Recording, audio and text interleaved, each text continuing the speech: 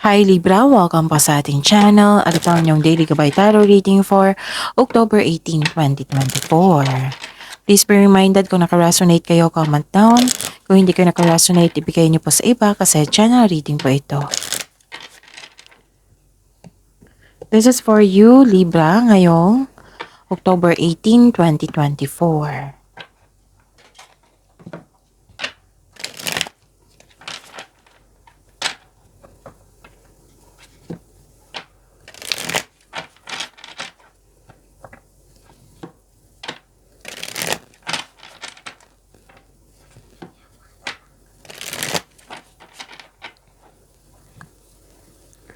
Para po ito sa inyo Libra ngayong October 18, 2024. Maraming salamat po sa inyo patuloy na suporta at maraming salamat din po sa mga hindi nag-skip ng ads. Gamitin ang reading na ito bilang gabay lamang sa mga hindi pa nag-subscribe, subscribe na po kayo at click bell notification para malaman nyo na may bago tayong video. Para sa mga gusto magpa-reading po, may lumabas dyan sa screen nyo ngayon. Panoorin nyo po at sundin ang instruction. Calling the attention sa mga suki ko dito na Libra, open na po ang inyong monthly gabay tarot reading for October 2024. May 6 months from now reading tayo at love life reading po. So message me Libra for schedule. Maraming salamat po. Spirits Guide, mga ganap po para kay Libra ngayong October 18, 2024. I need 3 cards po.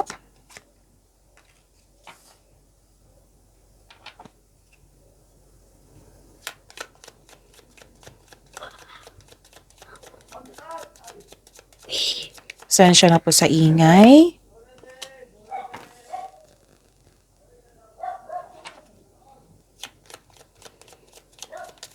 May dumaan. Pasensya na po sa ingay ha.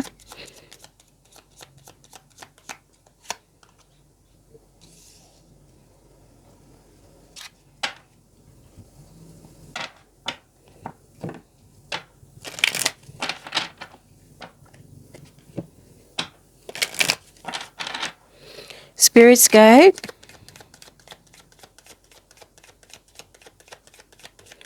Mensahe niyo po para kay Libra ngayong October 18, 2024. I need 2 cards po.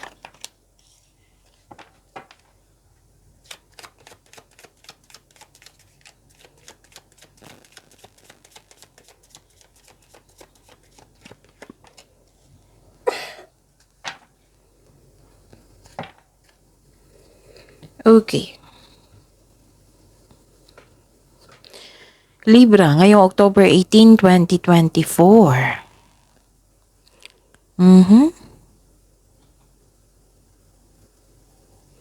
Okay.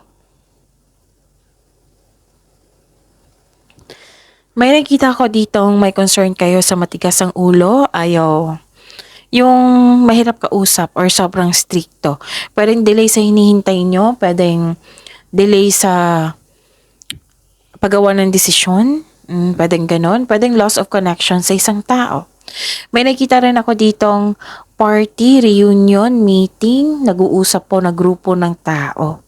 And you are happy here kasi may success na naganap. Oo.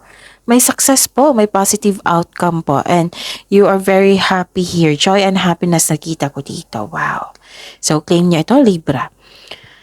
Okay. Ang mensahe po, the power of divine grace is within you. You're divinely guided. And stand tall and proud. See the leadership role unfolding ahead of you. Okay.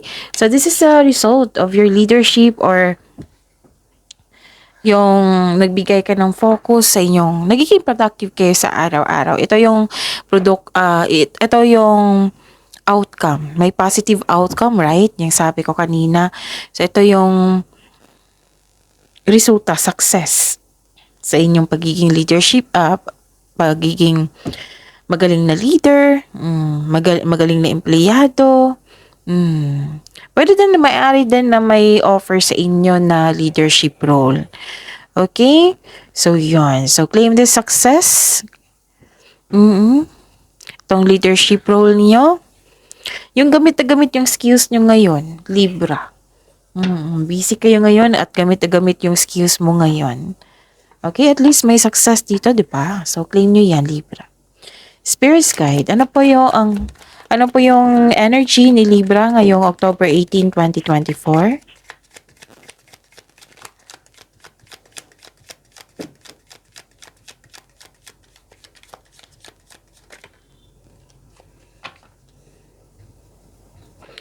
And the clarification of this card po.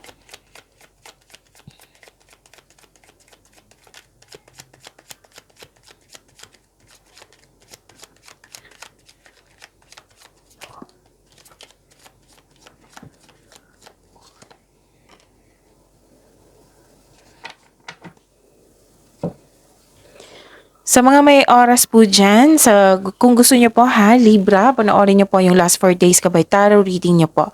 Like for example, napanood nyo ito ngayong October 18, 2024, panoorin nyo po yung October 17, 16, 15, 14. Kung may nakita kayo or may narinig kayong repeating message, kailangan nyo po iyan bigyan ng atensyon. Kung maaari po ha, bigyan nyo po ng solusyon at aksyon. Remember Libra, at the end of the day, alam mo na ikaw lang ang taong may kakayahan at responsable na gumawa ng sarili mong katotohanan at kinabukasan. So ano yung energy ni Libra ngayon?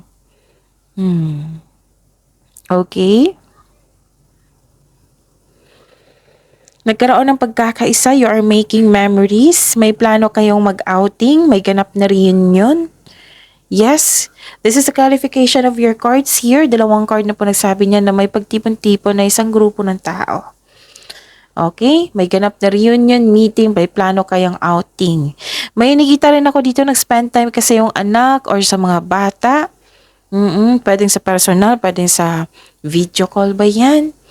Nagkaroon kayo ng connection. Pwede din nag-reconnect ka ngayon sa inyong inner child or connecting to your own inner child will refresh you.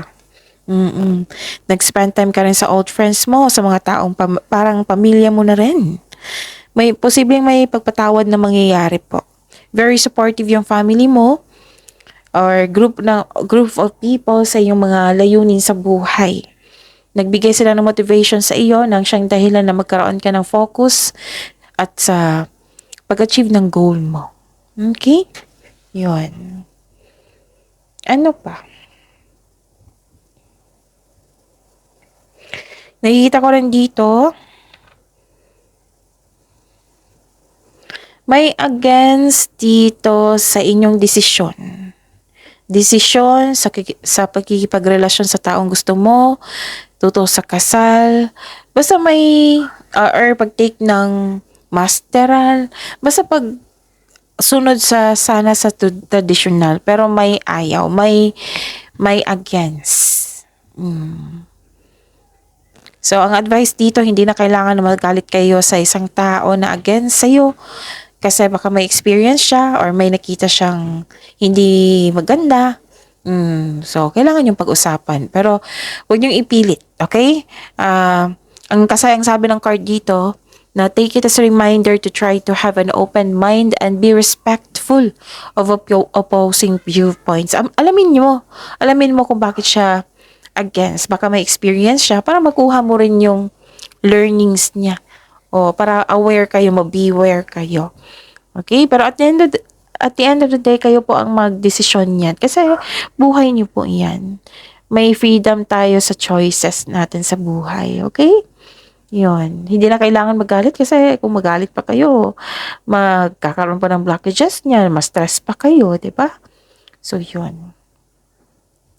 May against. Okay? Spirits Guide. Career and money po ni Libra ngayong October 18, 2024.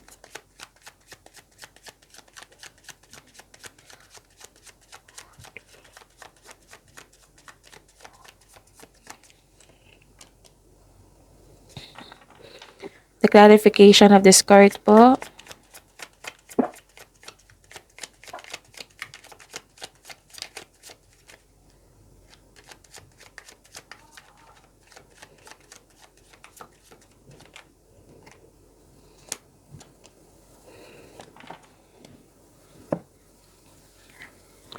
Okay.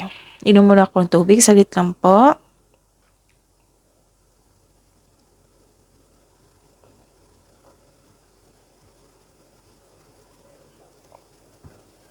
Okay. Hmm, Libra. Naging generous kayo dito, matulungin. Oo, you're sharing your resources. May humingi ng tulong sa inyo, binigyan mo ng tulong. Hindi ka nagdalawang isip na bibigyan mo siya ng tulong. Kasi likas sa iyo yan. Kasi you are very generous. Libra. Hindi ka madamot. Mm. Okay. Yan. Makaka-receive ka ng regalo, tulong mula sa inyong pamilya, kaibigan, or sa kasamahan mo dyan. Or may marireceive kang malaking pera. Pwede din return investment po. Wow. So, yun. May marireceive kang malaking pera ngayon. Pwedeng return investment po ito. Pwedeng sweldo. Ito ay parating na nagdulot ito ng kasiyahan sa iyo. May promotion din ako nakita dito. And this card asks you to consider helping someone at work. Mahilig nga ang ilan sa inyo na mag-donate sa charity o sa mga taong nangailangan. Pwede rin mahilig ka magbigay ng pre-loved clothes or gamit sa bahay. Mahilig ka yan. Masaya ka makatulong. Tapos, kung may nagbigay daw sa iyo ng regalo or tulong, i-accept niyo daw. Kasi galing ito sa universe actually. Oo, pinadaan lang sa isang tao para mabigay sa iyo yung blessings na galing sa ating Panginoon. Kung magiging komportable ka sa pagtanggap ng tulong, mas maraming kasaganaan ang dadaloy sa iyong buhay. Hindi lang sa nagbigay, kundi sa pagtanggap din ng blessings. Okay? Kasi magandang energy niyan. Ang ganda? Okay. Ano pa? Nakita ko rin dito na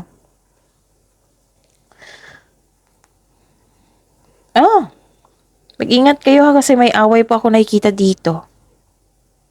May sitwasyon na hindi kaya, laban pa rin. So, nagkaroon ng delay. So, this is a clarification of your card here. Nang sabi ko kanina dito sa oracle nyo na may delay, pwede din delay sa paggawa ng desisyon, pwedeng disconnection sa isang tao kasi may away nagganap.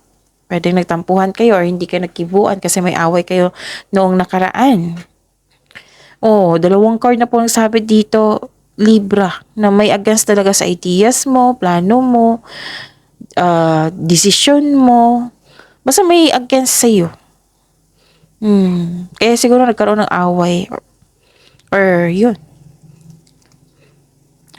You felt defeated here kasi may taong tuto sa inyo eh. Pero please be reminded. Please know na Libra, na we cannot please everyone. Okay? May tao talaga. May tao talaga kahit anong bait natin, kahit nagbibigay ito tayo ng like for example ng kabutihan, you're showing your kindness to everyone. May isa talaga. May isa talaga na kahit anong gawin natin, kung hindi tayo gusto, hindi talaga tayo gusto, ganun. Meron talagang taong ganyan, pero we cannot please everyone, right? So, ang importante, totoo tayo sa ating sarili. Wala tayong ginawang masama sa ating kapwa. Basta malinis lang ang ating konsensya, okay na yan. Hayaan mo siya. Huwag niyong pilitin yung sarili mo sa isang tao na ayaw. Kasi mas stress ka niyan eh. Tapos magkakaroon pa ng away, 'di ba? So, 'yun. Kailangan tanggapin natin na meron talagang tao na hindi okay sa atin. Kahit anong pilit natin, hindi talaga okay. Yung against talaga sa desisyon natin, ganun. Kung hindi kayo mapalagay, then ask for, parang gusto nyo may kausap dito eh. And then, kausapin nyo yung genuine na friend nyo na handang makinig sa inyo. Yung marunong magtago ng sekreto. Kung gusto nyo mag-grant or gusto nyo mag-open up talaga na may, may trust issue ka sa tao, isulat nyo sa journal kung mahilig kayo sa journal. Kahit sa notes nyo lang dyan pero mas maigi talaga journal. Kasi, you can use your energy niyan eh, 'di ba? Para mabuhos mo lahat. Malipat mo yung nararamdaman mo sa isang pahina para masuri mo rin kung ano yung punot dulo, kung bakit ka nagkaganyan, para mabigyan mo din ng solusyon. Yan yung purpose ng journal or diary eh. Para ang emotion natin sa bigat na ramdaman natin o lipat sa pahina. At masuri din natin at the same time kung bakit ganyan. At magkaroon din ng solusyon. Okay? Para masuri mo ang sitwasyon. So at least itong may natanggap kayo ng malaking pera, growth sa inyong finances, success, may positive outcome, di ba? May positive outcome sa inyong pagiging productive sa araw-araw. Yan yung pinaka-importante. Doon na lang kayo mag-focus sa success. Huwag kayo mag-focus sa isang tao na hindi naniniwala sa iyo. Okay? Spirit's Guide. Love Life, Self-Love, Partnership, and Romance ni Libra ngayong October 18, 2024.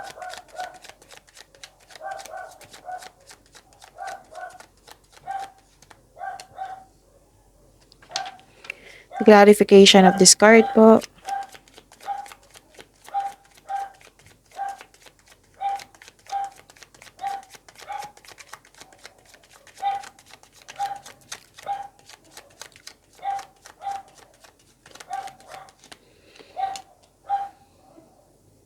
Pasensya na po sa ingay ha. Maingay po yung aso namin. Focus kayo sa akin. Maraming salamat po sa patuloy na tiwala, suporta sa ating channel. At maraming salamat din po sa mga hindi nag-skip ng ads. May lumabas din sa screen nyo ngayon. Panoorin nyo po kung gusto nyo po iyan. Then follow instruction. Okay? Oh, may tatlong card na po dito na hindi nagkasundo. May iniisip kayong isang tao na sa nakaraan po na na-waste ang time mo sa kanya. Like, nagbuhos ka ng time and effort, mahabang panahon sa kanya, pero yun, hindi siya totoo sa inyo. So, may pagsisisi, oo, pero ang sabi mo dito na butit na laman ko, butit na tauhan ako. Ganun. May ganyan na moment. Tapos, may tampuhan talaga dito, may ganap na away, disconnection sa isang tao. Pwede din hindi sa partner to ha. Pwedeng sa isang tao na malapit sa'yo. So, makinig po daw kayo sa inyong intuition. Kung hindi nyo alam kung paano makinig sa inyong intuition, i-search nyo po sa Google kasi maraming paraan yan. Okay? Kasi ang sabi ang card dito na trust your intuition kasi mayroong sikreto na hindi mo pa alam. Marahil kaya nagkaroon ka ng alangan dahil sa intuition mo. So, it's time to communicate to your intuition. Okay? Yon. Kasi may hindi nagkasundi dito, tapos may sikreto pa, gano'n. Ano pa?